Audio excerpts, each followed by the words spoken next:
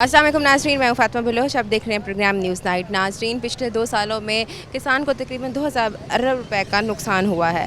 अब समझ नहीं आ रही कि आखिर इसका ज़िम्मेदार कौन है। हुकूमत इतनी लापरवाह क्यों हुई है। हमेशा से किसान जो रीढ़ की हड्डी समझा जाता था, उसको हमेशा की तरह धकेला जा रहा है। अगर हम दूसरे ममालिक की बात करें, अगर हम हमसाया मुल्क की बात करें, तो वहाँ पर भी किसान की बहुत ज़्यादा अहमियत है और उसको हमेशा रिलीफ दिया जाता है। लेकिन अगर हम इसी के साथ पाकिस्तान की बात करें, तो हमेशा की तरह किसान को उसके रिलीफ खींच लिया जाता है और उसके जो जितने भी हकूक़ हैं वो सारे खींच लिए जाते हैं और किसान को ऐसे दिखाया जाता है कि जैसे किसान बहुत कमज़ोर है। आज इसी हवाले से हम बात करेंगे आखिर क्या वजह है, किसान के साथ हो क्या रहा है। काश्तकारों से जानने की कोशिश करेंगे कि आखिर क्या वजह है कि इनकी जो इस तरह के हाल बना हुआ है, इसका ज़िम्मेदार कौन है।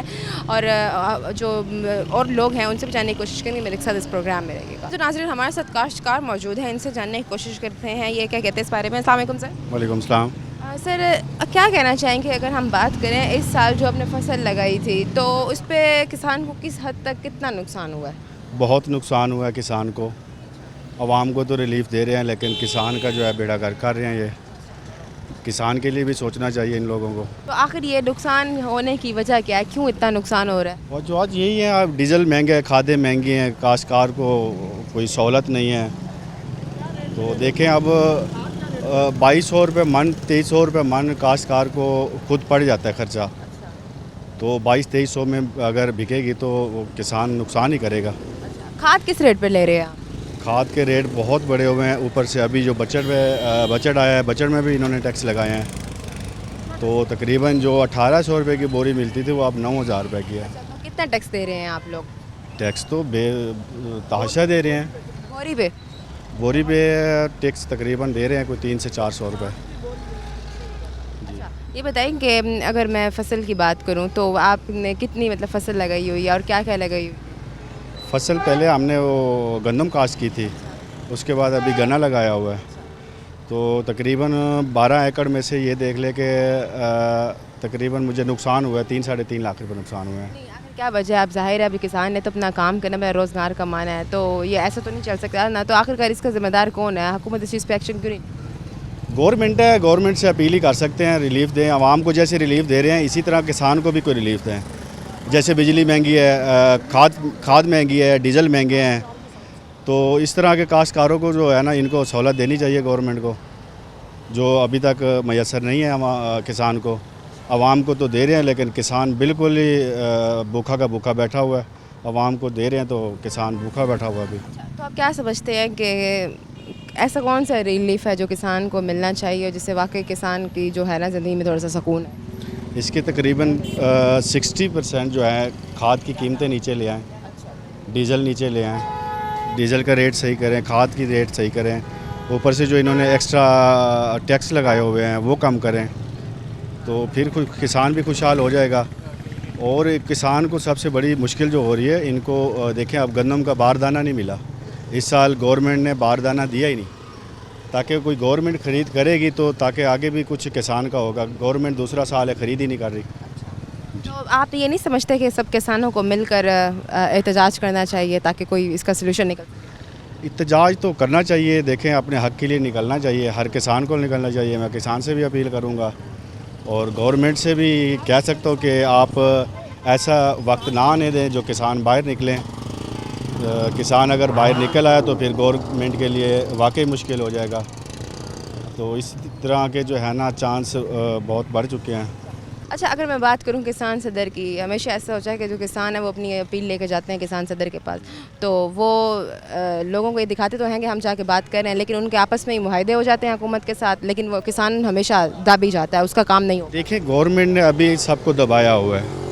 एहतजाज की कॉल कोई दे भी नहीं सकता। आपके सामने हालात है। देखिए, एहतजाज हर बंदे का हक़ है, करना चाहिए। किसान को भी निकलना चाहिए अपने हक़ के लिए, आवाम को भी निकलना चाहिए।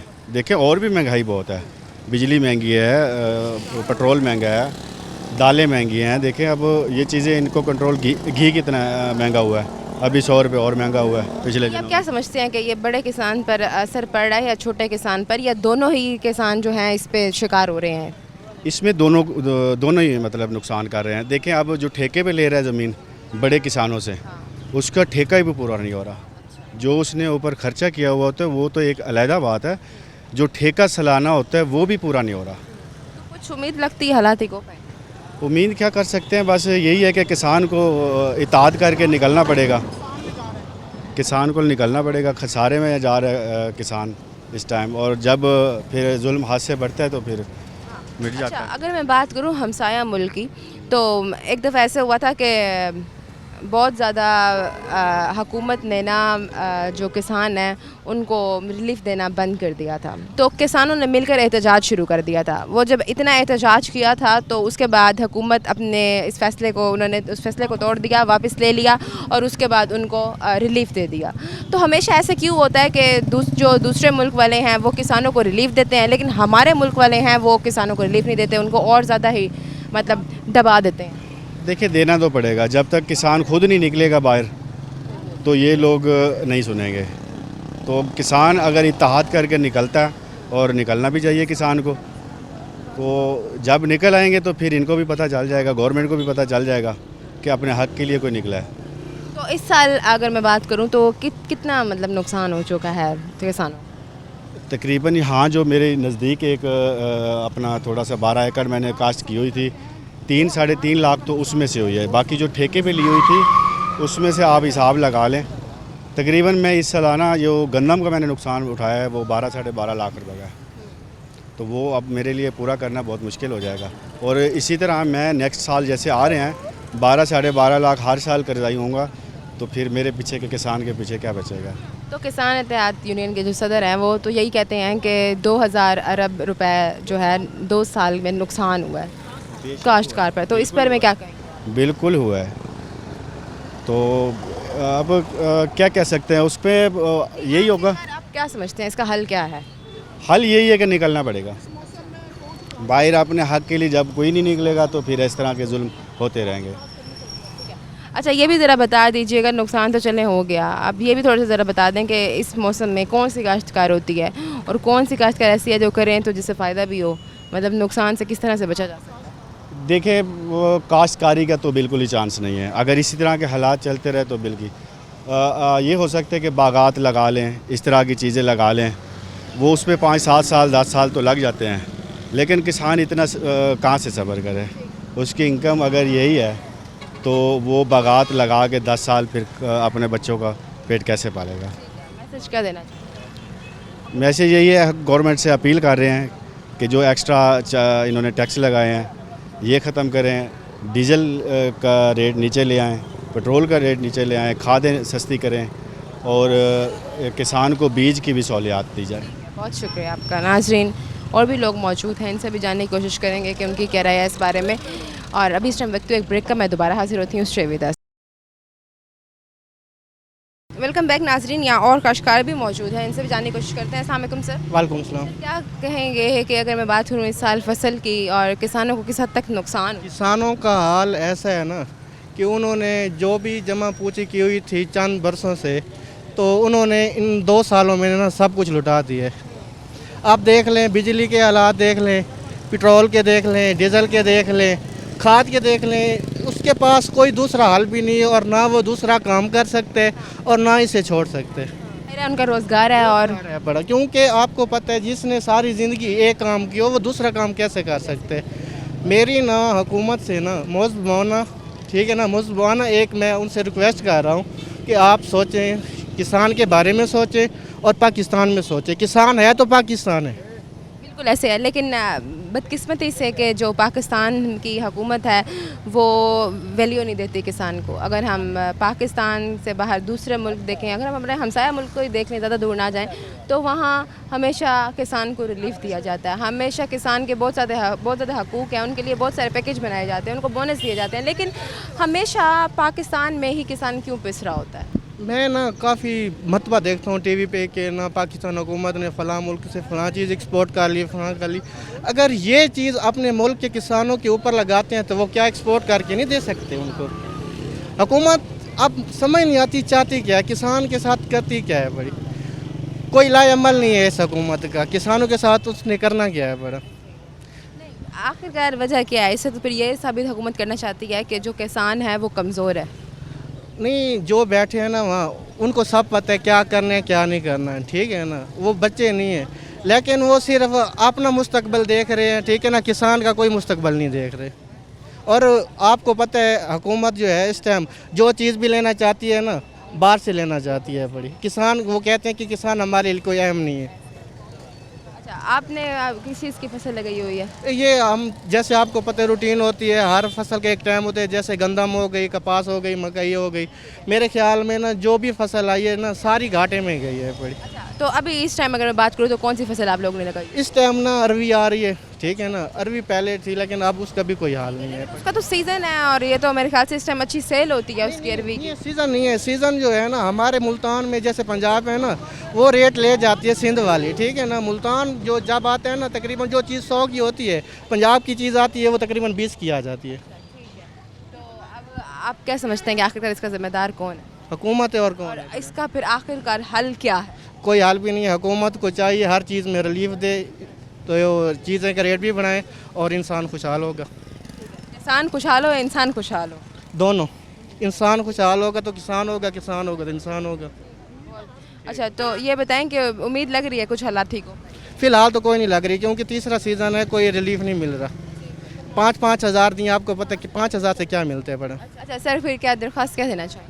क्या हुकूमत से अपील करना चाहिए? हुकूमत से यही अपील करने की मेहरबानी करके ना, सब चीज़ों का, जैसे बिजली है, बड़ी खाद है, डीजल है, इनका रेट कम करे, और जो हम बिजाई करते हैं जिस चीज़ का भी जो रेट है ना, थोड़ा सा बढ़े। ये क्या इसका मौसम पे भी फ़र्क होता है कि मतलब कोई सीज़न होता है कि इस मौसम पे आकर ये फसल ख़राब हो जाती है, ये क्या वजह होती है? वो नहीं होती, बाज़ औक़ात ऐसा होता है कि कोई बीमारी आ जाती है वक्ती तौर, वरना इतना कोई नहीं होता बड़ा। जी सर, बताइएगा कि काश्तकार को किस हद तक नुकसान हो रहा है? नुकसान तो काफ़ी हो गया। मैंने आपको ये पहले भी बात की, अब दोबारा बात कर रहा हूँ कि तकरीबन ये चौथा सीज़न है पड़ा, ठीक है ना। कोई फसल भी चाहिए ना, ठीक है ना, अपनी जेब से दिए, मतलब वापसी कुछ नहीं आया पड़ा। अच्छा, मुझे ये बताएंगे ये सिर्फ बड़े किसान को नुकसान होता है, छोटे किसान को नुकसान होता है, या दोनों ही हैं जो इसमें, मतलब दोनों कोई? नुकसान तो नुकसान है, आपको पता है। अगर वो बड़ा, मतलब जैसे कि जिसका जितना रकबा है वो उतना खर्चा करता है, छोटा किसान थोड़ा खर्चा करता है बड़ा, ठीक है ना। चीज़ तो एक है ना, सेल तो एक हो रही है ना, ठीक है ना, खर्चा तो एक हो रहा है ना, उसके मुताबिक बड़ों को भी इतना नुकसान है और छोटे किसान को भी है। अच्छा सर, इस बारे में बताइएगा कि जो सदन है किसान यूनियन का, वो यही कहते हैं कि 200 अरब जो हज़ार रुपए है वो उसका नुकसान हो रहा है 2 सालों में, अब तक हो चुका है। तो आप इस बारे में क्या कहना चाहेंगे? मैं आपको एक चीज़ बताऊँ, एक चीज़ ना हम लगाते हैं 1 एकड़ पे ना 10,000, ठीक है ना, 1 एकड़ पे लगाते हैं 10,000, ठीक है ना। वो 10,000 हमारा चला जाता है, ठीक है ना, वापस हमें कुछ नहीं मिलता, क्योंकि जो बिजाई करते हैं, जैसे डीजल हो गया, ठीक है ना, सारा कुछ हो गया, डीजल हो गया, मजदूरी हो गया, कुछ भी जो हम जेब से लगाते हैं ना, ऊपर हमारे ऊपर ना वो क्या कहते हैं, कर्जा हो जाता है इस हिसाब से। लेकिन आखिरकार क्या वजह है कि आप जो मेहनत करते हैं आपको अपनी मेहनत का उतना हिस्सा भी नहीं मिल? आप देखें, ये पिछले साल ना गंदम का रेट तकरीबन 4,042 था और आटा मिल रहा था तकरीबन 6,000 का। अब ये देखें, वो चिक्की वाले आटा दे रहे हैं 2700-2800, ठीक है ना। तो गंदम का रेट ऐसा है कि 2,000 में ना भी कोई नहीं लेता। अब देख लें, जब तक हुकूमत कोई स्टैंड नहीं लेती तो लोग कैसे लेंगे? जो हुकूमत है वो रेट निकाले, अच्छा निकाले। जो रेट हुकूमत निकालेगी लोग तो उस पर अमल करते हैं ना, वो अपना रेट तो कोई नहीं निकालता ना। हुकूमत को चाहिए कि जो रेट निकाले ना, उससे ना किसान को फ़ायदा हो। बहुत शुक्रिया आपका। नाजरीन, और भी लोग मौजूद हैं, इनसे भी जानने की कोशिश करती हैं। जी, तो नाजरीन हमारे साथ और भी यहाँ पर काश्तकार मौजूद हैं, इनसे भी जानने की कोशिश करते हैं। अस्सलाम वालेकुम। जी वालेकुम सलाम। क्या समझते हैं आप जो किसानों को बहुत ज़्यादा नुकसान हो रहा है, और अगर मैं इस साल की बात करूँ किस हद तक नुकसान हुआ है आपकी फसल? यहाँ पे देखें बहुत सारे नुकसानात हैं। एक तो ये है कि अपना क्या कहते हैं, इससे हमारे मुल्क में जो है अपना क्या कहते हैं कोई पुलिस ही नहीं है। गवर्नमेंट अगर कोई पुलिस ही बनाए, अपना क्या कहते हैं किसानों को रिलीफ दे। सेकंड बात ये है कि अपना क्या कहते हैं साउथ पंजाब की बात देखें तो यहाँ पे अपना क्या कहते हैं सोसाइटीज़ बनती जा रही हैं। अपना क्या कहते हैं एग्रीकल्चर जो लैंड है वो ख़त्म की जा रही है। तो यहाँ पे अगर देखा जाए तो गवर्नमेंट पॉलिसीज़ बनाए तो, क्योंकि एग्रीकल्चर लैंड ये अपना क्या कहते हैं आने वाले टाइम में हमारे लिए एक बेनिफिट है। और इस पे ये है कि अपना क्या कहते हैं सोसाइटीज़ को जो है ये अगर बनानी भी हैं तो उन एरियाज़ में बनाए जहाँ पे एग्रीकल्चर लैंड नहीं है। ज़राई रकबा जो है वो ख़त्म किया जा रहा है। ये जो कि किसान दुश्मन पॉलिसी है, हुकूमत का कोई एक्शन नहीं है इनके लिए। यहाँ पे जो मतलब कि पकड़ा जा रहा है वो मज़दूर तबके पकड़ा जा रहा है, ऊपर वाले किसी भी बंदे को मतलब कि नहीं पकड़ा जा रहा। तो आप क्या समझते हैं कि काश्तकार क्यों नुकसान? गोश्त गवर्नमेंट अगर फसलों की कीमत जो है वो अगर सही दे, किसान को अपना क्या कहते हैं बेनिफिट से दे, उससे ये है कि किसानों को एक बेनिफिट हो ताकि आने वाले ईयर में वो एक अच्छा आपको गंदम फराहम करें और जो भी अजनास हैं वो एक अच्छी से अच्छी फराहम करें। अच्छा, अगर बात करूं मैं कि किसान को रिलीफ मिलने की, तो हमेशा पाकिस्तान में ऐसा ही होता है कि किसान को रिलीफ नहीं दिया जाता है। इनफैक्ट उसका जो हक होता है उसको उसके हक का सिला भी नहीं मिल रहा होता। लेकिन जो दूसरे ममालिक के साथ हम साया मुल्क है, वहाँ हमेशा किसान की बहुत इज़्ज़त की जाती है, किसान को उसके हक के मुताबिक चीज़ दी जाती है और बहुत ज़्यादा रिलीफ दिया जाता है। लेकिन ऐसी क्या वजह है कि पाकिस्तान में ही क्यों किसान की कदर इज़्ज़त नहीं मिलती? क्योंकि अगर अदर कंट्रीज़ की बात की जाए वहाँ पे अपना क्या कहते हैं रूल्स है, हर एक को अपना क्या कहते हैं किसानों के लिए रिलीफ है, अपना क्या कहते हैं रूल्स बनाए गए हैं। हमारे मुल्क में इस तरह का कोई कानून नहीं है, कोई वो रिलीफ नहीं है किसानों के लिए। अगर किसानों को जितना रिलीफ देंगे वो आपको एक अच्छी अजनास पैदा करके देंगे, अच्छे बेनिफिट से उससे आपको मिलेंगे। क्योंकि सबसे बड़ा अपना क्या कहते हैं यही है मेन इशू, जो कोई पॉलिसी नहीं है गवर्नमेंट की। तो आखिर क्या वजह है, हुकूमत क्यों गन्नू अब जो गज़ का रेट है पड़ा काश्तकारों का, ये उनकी मर्ज़ी के मुताबिक क्यों नहीं रखती? आखिर वजह क्या है? वजह ये है कि अपना क्या कहते हैं यहाँ पे हर बंदा बस खाने पे लगा हुआ है। मेन इशू ये ऊपर से लेके नीचे तक जितने भी अपना क्या कहते हैं हर डिपार्टमेंट का अगर बंदा उठा के देखे तो यही है, अपना क्या कहते हैं कोई आवाम की नहीं सोच रहा। वो सिर्फ किसान दोस्त पॉलिसी नहीं बना रहे, किसान के हवाले से कोई पॉलिसी नहीं, अपना क्या कहते हैं वो सिर्फ अपना मतलब के बेनिफिट देख रहे हैं। किसान अब खुदकुशी पे आ गया। ऐसे ही है, मुआशी हालात है, ज़ाहिर बात है खुदकुशी पे ही आना है किसान ने। तो आप क्या समझते हैं कि आखिर इसका क्या हल क्या निकलेगा और कब ये हुकूमत इस चीज़ पे फैसला करेगी और किसान के जो मुश्किलात हैं वो ख़त्म?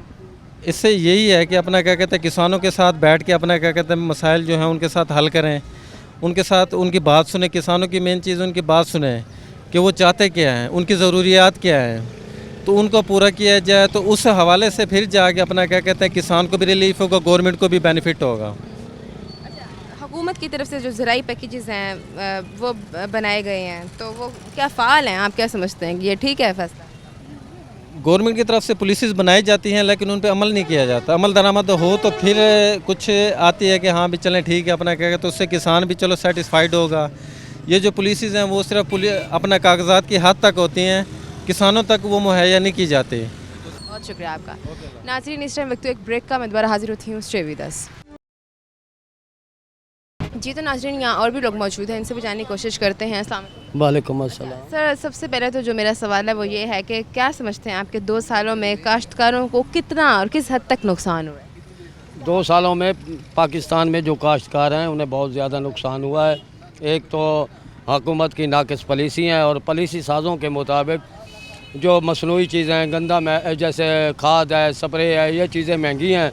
इसके अलावा जो काश्तकार के अखराजात हैं वो पूरे नहीं हो रहे, उसे उसका सही मुआवजा नहीं मिल रहा कि जैसी वो काश्त या फसल मार्केट में पेश करता है तो उसकी उसे वो पे अदा नहीं हो रही सही तरीके से।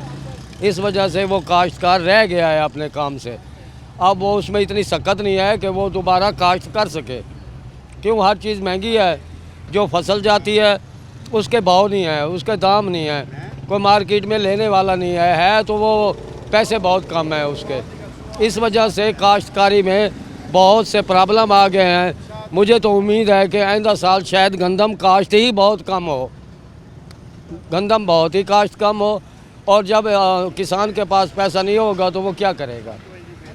इस वजह से मुल्क में महंगाई आएगी, महंगाई के अलावा अनाज की कमी होगी तो अफरा तफरी होगी और मुल्क में क्या होगा, डकैतियाँ, चोरियाँ और फसाद होंगे।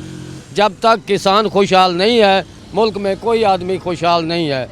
ये जो पॉलिसी साज हैं इनकी पॉलिसियों की नाकिस कारकर्दगी और जो हुकूमत में बैठे हैं उनकी करप्शन, लूट मार दिन ब दिन किसान को कमज़ोर करती जा रही है। हम 56 साल मेरी उम्र है, 56 साल में कमाते कमाते हम आज तक एक मकान नहीं बना सके अपना। हालांकि हम काश्तकार हैं, ज़मीन है, सब कुछ करते हैं, पढ़े लिखे हैं, सेकंड ईयर तक तालीम है। यहाँ तो सब बिकाऊ ही बैठे हैं ऊपर। किसी को देख लो, पैसे वाले की बात होती है, जो टैलेंट की बात है भी नहीं। मुल्क में टैलेंट है भी नहीं। पाकिस्तान में तो टैलेंट की कोई कदर नहीं, टैलेंट की कदर नहीं है। इसी वजह से हमारे जो टैलेंट याफ्ता नौजवान हैं वो बाहर जा रहे हैं। अगर मैं बात करूं कि हुकूमत क्यों गंदम का रेट काश्तकारों की मर्ज़ी के मुताबिक नहीं रखती, आखिरकार इसकी वजह क्या है? उसकी वजह है इनकी अपनी ज़ाती करप्शन। हाँ, आप क्या देखो जिसको देखो पेट फूला हुआ होगा उसका। जो काश्तकार है उसको तो पेट ही काट दिया, उसके साथ तो है भी कुछ भी ना। नहीं नहीं, आप ये बात गलत कर रहे हैं। लेकिन हुकूमत का तो साथ ये भी कहना है कि हम अपने पेट खुद काट काट के दे रहे हैं, आवाम को रिलीफ दे रहे हैं। अपना पेट नहीं काटते, इनके पास क्या नहीं है। जिसे हम बनाते हैं उनका पेट्रोल फ्री है, उनके नौकर फ्री हैं, उनके घर का सौदा सलफ फ्री है, तनख्वाह के अलावा और पैसे फ्री हैं। जिस पे हाथ रखा उसके भी पैसे उसकी जेब में आ गए। तो इन्होंने गाड़ियाँ बंगले सब कुछ इनका बाहर बन गया है। ये खुदा करे अब बाहर ही चले जाएं तो बेहतर है, हमें किसानों को छोड़ दें इस मुल्क में, अल्लाह करेगा खुशहाली आ जाएगी। जब तक ये बैठे हैं खुशहाली मुल्क में नहीं आ सकती।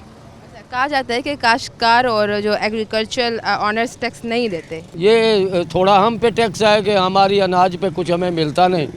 जो हमारे पास खून का कोई कतरा बचता है तो वो वैसे ही निचोड़ लेते हैं। हमारे पास टैक्स देने की ताकत कहाँ है? टैक्स तो वो दे जो ये लूट लूट के खा रहे हैं, इन पे टैक्स बनता है। इन पे तो बनता भी नहीं, ऐसे ही है। बस ये कि है कि यहाँ पर जैसे आपने पहले कहा कि टैलेंट की इज्जत नहीं है, टैलेंट की कदर नहीं है। यहाँ पर जो किसान है, जो इस टाइम जो रीढ़ की हड्डी समझा जाता है, उसकी भी कदर नहीं है। साथ अगर हमसाया मुल्क की भी बात करें तो वहाँ पर उल्टा बहुत रिलीफ दिया जाता है किसान को, उसकी कदर की जाती है जितनी मेहनत से वो फसल लगाता है और अपने आम आवाम को खाने की चीज़ें मुहैया करता है एक अच्छे तरीके से। तो ये मेरे ख्याल से एक बड़ी ज़िम्मेदारी का काम होता है, बड़ी मेहनत का काम होता है और इसकी कदर होनी चाहिए। लेकिन बदकिस्मती से हमारे मुल्क में ऐसा नहीं है। बदकिस्मती समझें, हम पे इन्होंने बहुत ही अजाब नाजिल किया हुआ है। हमारे पास सकत ही नहीं है, हम क्या करें? किसान जो कुछ है इनके पास है, पैसा इनके पास है, लूट लूट के टैक्स के जो पैसे आते हैं ये अपने घरों में रख लेते हैं। कौन सी गली बनी है इलाके में बताएं इन 2 सालों में? भाई रोड बन रहे हैं, वो तो पैसा बाहर से आता है, हमारे पैसे कहाँ जाते हैं? तो अगर मैं बात करूँ तो इस साल कितना नुकसान हुआ है? अरबों रुपए का नुकसान हो गया, अरबों डॉलर ख़त्म हो गए हैं। किसान के पास कुछ नहीं है। किस तरह से? किस तरह से? यही लूट मार, सौदा बाहर से ले लिया। जैसे इन्होंने जाके यूक्रेन से गंदम खरीद ली है और इधर मुल्क में जो गंदम पड़ी थी वो वैसे पड़ी रह गई। यूक्रेन की गंदम ले ली, बाहर मुल्कों से गंदम ले ली, और हमारी जो गंदम है वो उन्हें बिकने नहीं देते मार्केट में। ये एक माफियाज हैं, माफिया नहीं माफियाज हैं, माफियाज हैं। चाहे वो जो बड़ी सीट पे बैठा है कुर्सी पे, चाहे वो नीचे तक आ रहा है, उसमें कोई अच्छा है तो वो खामोश है, वो बोल नहीं सकता। इंशाल्लाह हम इन्हें गिरा ज़रूर देंगे, हम पर उम्मीद हैं। हम एक दिन इनका खाता ख़त्म कर देंगे। ईमान गालिब होगा, अल्लाह का कानून गालिब होगा इंशाल्लाह। इंशाल्लाह काश्तकारी आएगी। पहले इनका तो सर कुचल जाए ना, जो ऊपर बैठे हैं, अमेरिका है, यूरोप है, चाहे ये मुसलमान हैं। अच्छा, ये बताएं कि क्या लगता है कि इस साल ज़राअत की एक्सपोर्ट में जो है वो कितनी इस टाइम कमी आई? तकरीबन मेरे अंदाजे में 45% कमी है। हाँ, कैसे? अब पैसा नहीं है, वो ज़मीनों के हाल ऐसे हैं कि उन पे खर्च नहीं करा जा सकता। उन्हें यानी कि काबिल काश्त बनाने के लिए तो भी पैसा चाहिए। फिर मुल्क में बारिशें हैं, फिर सैलाब हैं, फिर क्या करें? हमारे पास कुछ होगा तो आगे करेंगे। हाँ, कपास का सीज़न है, कपास का सीजन, कपास का ख़राब कर दिया है। ऊपर से जो स्प्रे आ रही है वो 2 नंबर हैं। मैं कहता हूँ कि बंदा 2 ढक्कन पी ले, उसे कुछ नहीं होता, तो कीड़े को क्या होगा? स्प्रे कैसे 2 नंबर हो सकता है? स्प्रे 2 नंबर होते हैं, मिलावट शुदा।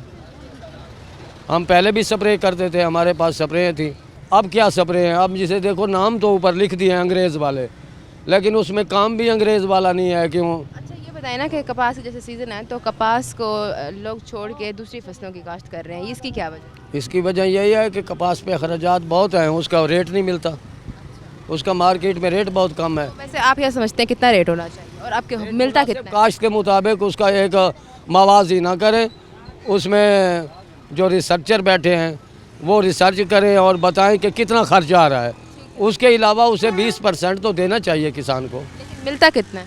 मिलता तो बहुत कम है, यहाँ तो तकरीबन 65% मिलता है, 35% गायब हो जाता है। मतलब आपको आपके मेहनत की कमाई भी नहीं मिलती? मिलती नहीं है। करते हैं हम, मजबूरी है, भैंस पाल ली, कट्टे पाल लिए, बच्चे पाल लिए, वो हमें कुछ बचत दे जाते हैं, वरना जो हमारी फसलें हैं वो तो हमें लेके डूब रही हैं।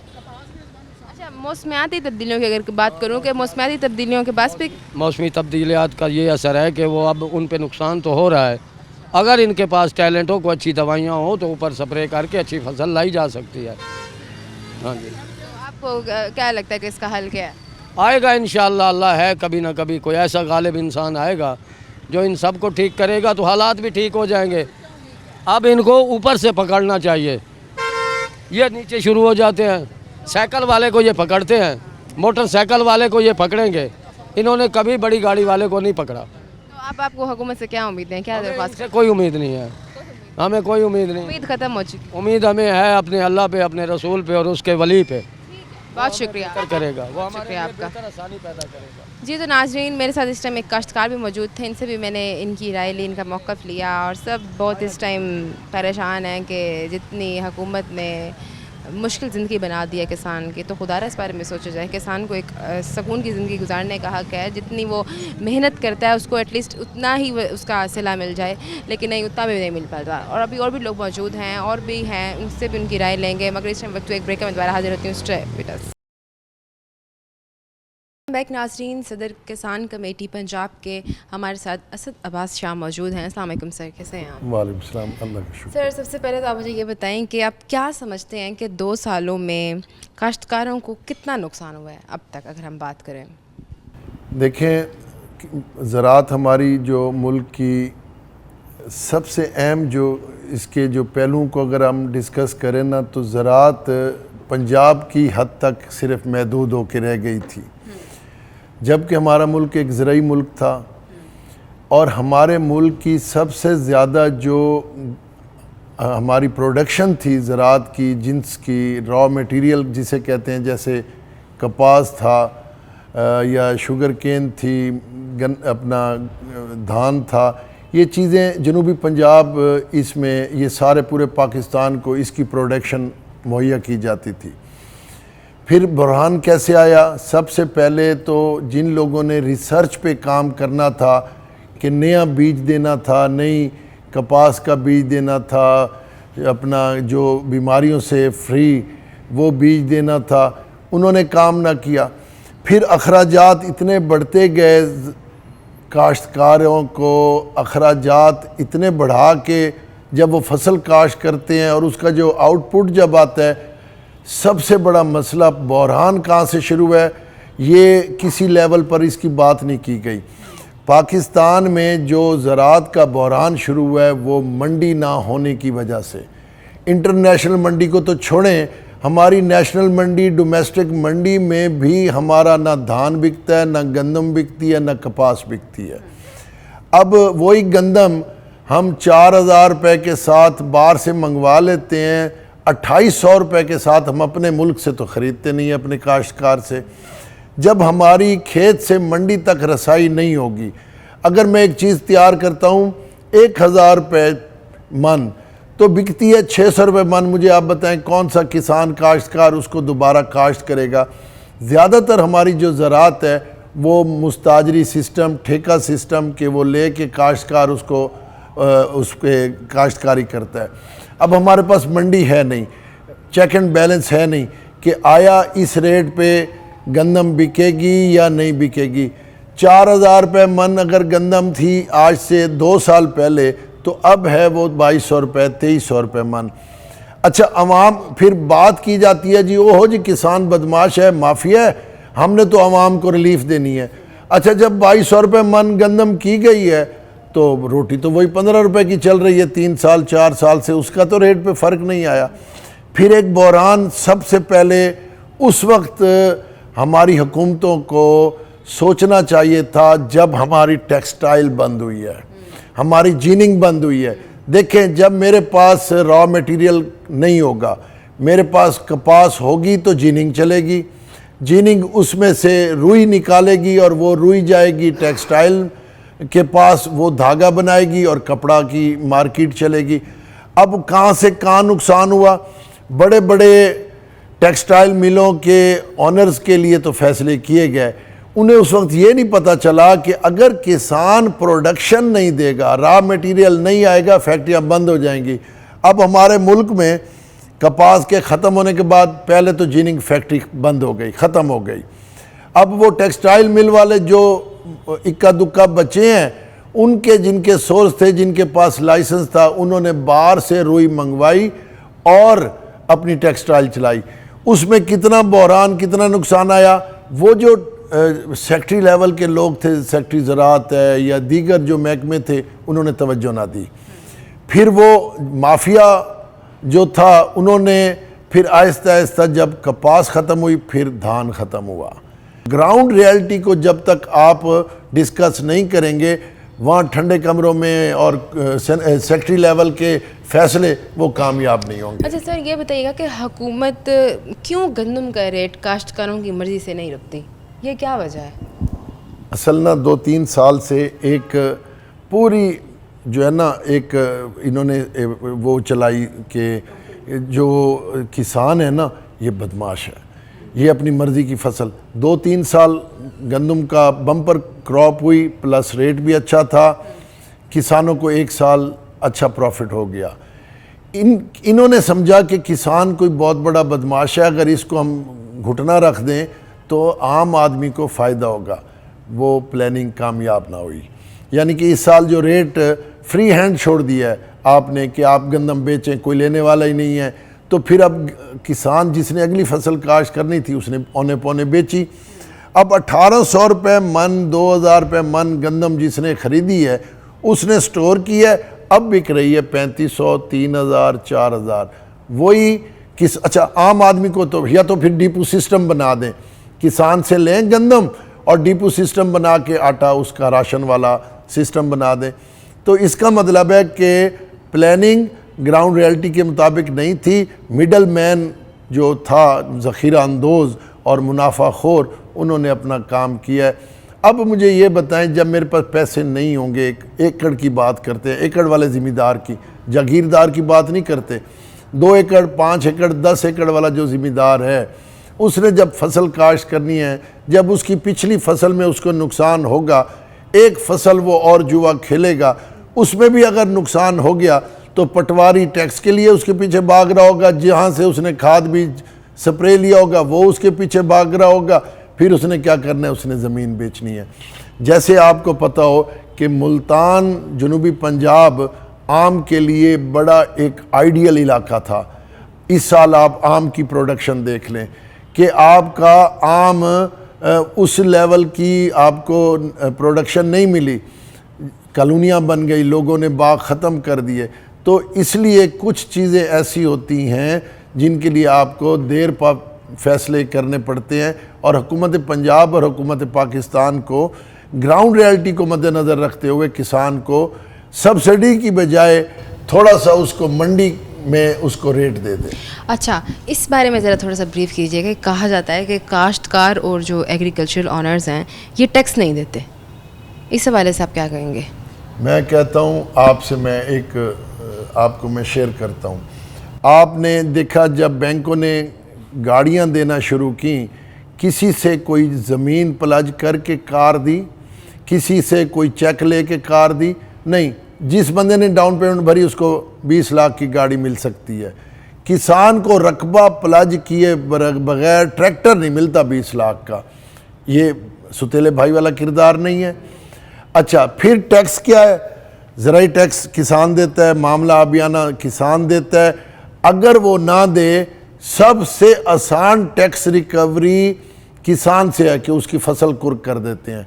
और जो किसान होता है ना, वो लिटिगेशन में पड़ना ही नहीं चाहता कि यार मैं थाने जाऊं, मैं पकड़ा खड़ा हूं, मैं वो कहते हैं ये लें जी पहले टैक्स। कोई पंक्चुअल है अगर टैक्स देने में तो वो किसान है, चाहे मामला अभियाना, चाहे ज़राई टैक्स, चाहे कोई दीगर जितने भी टैक्स लगाए गए हैं। आपसे तो कभी पूछा ही किसानों ने नहीं है कि आपने ये टैक्स क्यों लगा दिया, वो दे रहे हैं। कोई मुझे एक तो बताएं कि किसान फलां डिफ़ाल्टर है और पकड़ा खड़ा है। प्रॉपर्टी टैक्स वाला डिफ़ाल्टर होगा, इनकम टैक्स वाला डिफ़ाल्टर होगा, किसान आपको डिफ़ाल्टर नहीं मिलेगा। अच्छा, इस साल अगर हम बात करें तो इस साल ज़राअत की एक्सपोर्ट में कितनी कमी आई है, आप क्या समझते हैं? देखें, अभी जो फसल लास्ट गुजरी है वो गुजरी है गंदम। गंदम की एवरेज अगर अच्छी आई है तो रेट नहीं था। गंदम का जो लॉस आया है फ़ी एकड़ वो 40% लॉस आया है। यानी कि किसान ने 40 रुपये 100 रुपये लगा के 40 रुपया नुकसान किया है। गंदम का एक सीज़न गुजर गया, अब चल रहा है धान का और मकई का। मुझे आप बताएं, क्या मकई हमारी इंटरनेशनल लेवल पर मुकाबला कर सकती है ज़राअत का, मुल्क को तरक्की दे सकती है? वो तो सैलेज है। हाँ, वो तो फीड वालों ने अपनी खुराक बनानी है मुर्गियों की। धान हमारा नहीं चल रहा, जो ईरान जाता था, चाइना जाता था। आप ये देखें, हम जैसा ज़राई मुल्क बाहर से गंदम मंगवा रहा है, बाहर से चीनी मंगवा रहा है, बाहर से चावल मंगवा रहा है। तो ये लम्हा फ़िक्री है पाकिस्तान के लिए और ज़राअत के लिए। अच्छा, कपास का सीज़न है, अगर मैं कपास की बात करूं, और कपास को छोड़कर दूसरी फसलें काश्त हो रही हैं, इस बारे में क्या कहेंगे? देखें, कपास पहले एक ऐसी फसल थी जो सबसे ज़्यादा मुनाफा बख्श फसल थी। 5 साल से कपास विहाड़ी, मुल्तान, खानेवाल इस इलाके में ख़त्म हो चुकी है। अब कपास जिन्होंने काश्त की है उन्होंने एक, जिस तरह कहते हैं ना, एकड़ या 2 एकड़ का एक एक्सपेरिमेंटल उसने की है काश के शायद हो, लेकिन ना रेट है, ना फसल ने ग्रोथ की है, ना उसका कपास का पौधा उस लेवल पे गया है कि वो उतनी आपको औसत दे। तो ये कपास नाकाम है और उसका क्रेडिट जाता है इस ज़राई साइंसदानों को। फिर इसका अब हल क्या है?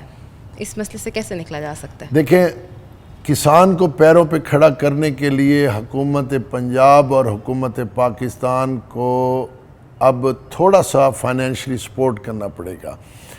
हम ये कहते हैं, किसान को आप भीख ना दें, सदका खैरात ना दें। किसान को जिस तरह किसी को आप रिक्शा दे रहे हैं, किसी को आप लोन दे रहे हैं बेरोज़गारों को, तो किसान को थोड़ा सा फाइनेंशियली आप इस चीज़ की सपोर्ट दे दें कि आपकी फसल पे इतना ख़र्चा है, इतने की आपकी फसल बिकेगी, हम आपको खेत से मंडी तक की ज़िम्मेदारी देते हैं।